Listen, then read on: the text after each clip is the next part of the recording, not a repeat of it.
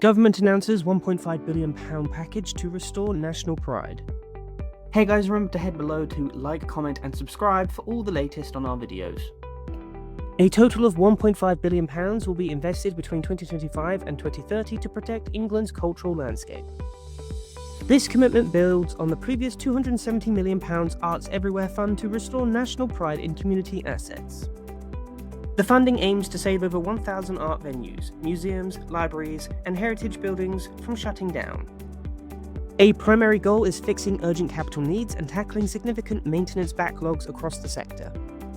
Museums received the largest share, with £760 million allocated for infrastructure and regional support.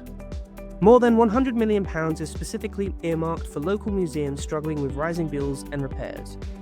The £425 million Creative Foundations Fund will back approximately 300 capital projects in arts venues. £230 million is dedicated to protecting historic buildings and listed places of worship.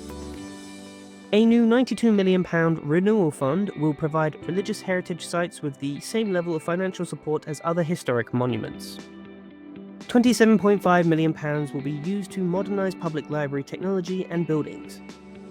National portfolio organisations will receive £80 million in capital funding and a 5% budget uplift next year. The package seeks to safeguard and support thousands of jobs within a sector that already employs 700,000 people. By supporting free or low-cost cultural sites, the government aims to provide affordable days out for families. Funding will be distributed across the country with a specific focus on disadvantaged areas to ensure equal access.